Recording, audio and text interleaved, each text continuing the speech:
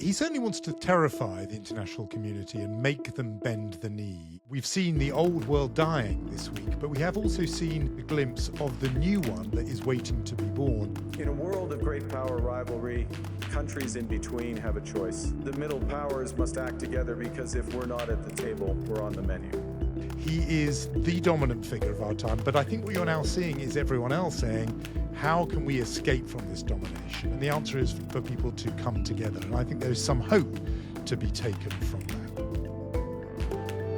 It has been a bumper week in the Trump circus, and if you're feeling a bit bamboozled by it all, you are not alone.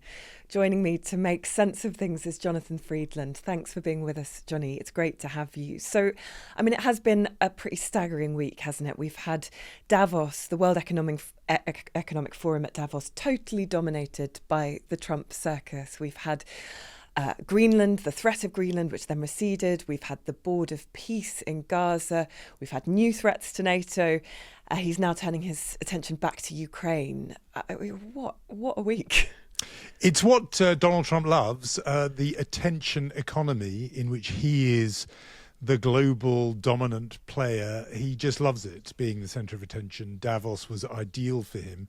And indeed, actually, the Board of Peace venture is about, again, putting him at the dead centre of world affairs, with him playing the role of a kind of global emperor, sitting on his throne, putting the thumbs up or the thumbs down, freeing peoples, conquering peoples, inviting them to, sit at the top table, making global peace.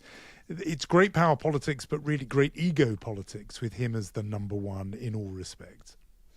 Yeah, and boasting at the signing of the Board of Peace in Davos of a richer, safer world. When he makes that boast, who is the audience there? Who is that for? His domestic base or the international community? He certainly wants to terrify the international community and make them bend the knee. He believes that all his predecessors have been stupid because they have wielded this huge power, the power of the American economy and the American military, and yet they've not used it. They've had it, but they've not used it. And he can't understand that. He just thinks, like you would in New York real estate, if you've got more money and more land, why on earth wouldn't you use it to dominate and crush your opponents and rivals? The idea of rules and systems and multilateralism is a nonsense to him. The only people who would ever want to do that are the weak, are those who didn't have power. But America does have power, so he thinks it's there to be used. It's not an audience domestically in terms of politics. The MAGA base don't like this stuff. They wanted him to be a non-interventionist an isolationist, America first president. So the MAGA base do not like this foreign policy adventurism, nor does the American public. A staggering 86%, according to one poll, of Americans were against a proposed military conquest of Greenland, and a big majority against buying it even. So they don't like it. I think Donald Trump is looking at the history books. He's looking at his legacy, and he loves the idea that he might have been the man to make the map covered in, the stars and stripes. I think he's thinking about McKinley and Monroe, and he's thinking of big American presidents and wants his place alongside them. Yeah, so again, we've moved from Greenland to talks going on in the United Arab Emirates today on Ukraine. But there's also been this fresh kind of insult to NATO, saying that NATO troops were nowhere near the front line in Afghanistan, which has gone down really badly with European leaders. Certainly it's gone down badly here amongst UK politicians. And people have been quite unusually robust in saying that this is really offensive. Yes, here in Britain's a good indicator of it, but it is across the NATO allies. There was a coalition of close to 50 countries who fought alongside the US in Afghanistan, and many of them shed blood. And it's an absolute taboo, a red line, to insult the war dead. He's done it actually in the United States. He was known to have said that they were suckers and losers, people in filling America's military cemeteries. So he's got form on this. He himself, of course, dodged military service, dodged the draft in Vietnam with a supposed medical complaint of bone spurs in his feet. But it hasn't held him back insulting those others. And I think he's hit a real nerve here, because even people on the right of politics who might otherwise be quite well disposed to Donald Trump, this is a taboo too far. You just had to listen to phone-in shows and the like here in Britain to know that this is a deep insult. It's seen as a kind of affront to people who otherwise might have been well disposed to him. So, but whether he'll care or not, different story. But he's left a deep wound, I think. Yeah, we were talking to John Henley, our Europe correspondent, on the show yesterday about a week where it feels like European leaders have really found their mettle in seeing off a threat by Donald Trump to Greenland, whether in tariff terms or through the use of military force, and using language that we haven't seen from Europe before towards the White House. That was then matched or perhaps even superseded by Mark Carney, the Canadian Prime Minister, who gave a barnstormer of a speech in Davos, talking about this not being a moment of transition in the world order, but rather a rupture. It was a really big speech, wasn't it?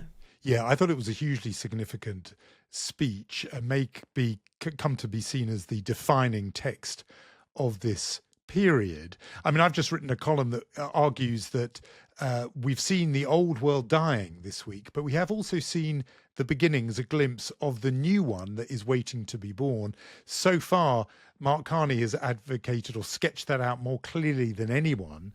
It's the notion of saying, in a world where previously many nations, the middle powers, relied on the US, its economic heft and its defense muscle, those middle powers are instead going to have to club together, combine, and defend themselves. And that is a very, very new vision, and it reshapes politics, actually. And that's the argument I'm making, is that if you think about it, those countries that have enjoyed a peace dividend since the end of the Cold War, had more money to spend domestically, will now have to spend huge sums on defence. Taxes will have to go up. And the whole Britain relationship with Europe has to be rethought now, because obviously, if in a world where you can't rely on the US, Britain can't just be on its own. That makes no sense. It will have to club together with its nearest neighbours, plus Canada, I think, maybe others. So a new formation of the West minus the US is beginning to take shape, I think, and Donald Trump has accelerated it. So middle powers being a country like Canada or the United Kingdom compared to a great power like the United States or China or Russia. So it's squaring up directly to the strongman politics of Trump that was met with a standing ovation, very rarely in Davos, and does seem to have irked Trump, who today has withdrawn Canada's invitation to join his Gaza Board of Peace. So certainly it doesn't seem like that's gone down well with his administration. I think Carney's really got the measure of Trump, and Carney's exactly the kind of person who Trump would hate, because he's very smart and he's in a way as fluent and skilled. Who knew? I mean, the former governor of the Bank of England, but as skilled at capturing the moment. He absolutely caught the moment in that speech at Davos. It was a zeitgeist that was sort of taking shape, and he gave it coherence. So Trump likes no rivals for global attention. Carney got a lot of global attention this week, and so Trump is having his revenge.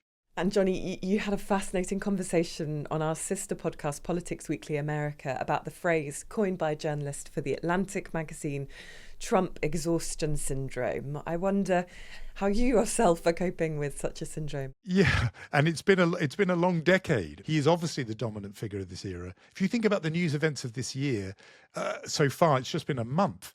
But they would rank alongside any 12-month period already. I mean, Venezuela, Greenland, the upheavals in Iran. I think one thing we shouldn't miss out from this week is this Board of Peace, originally billed as being just for Gaza. It's got way more grandiose than that. It's nothing less than an attempt by Trump to replace the United Nations.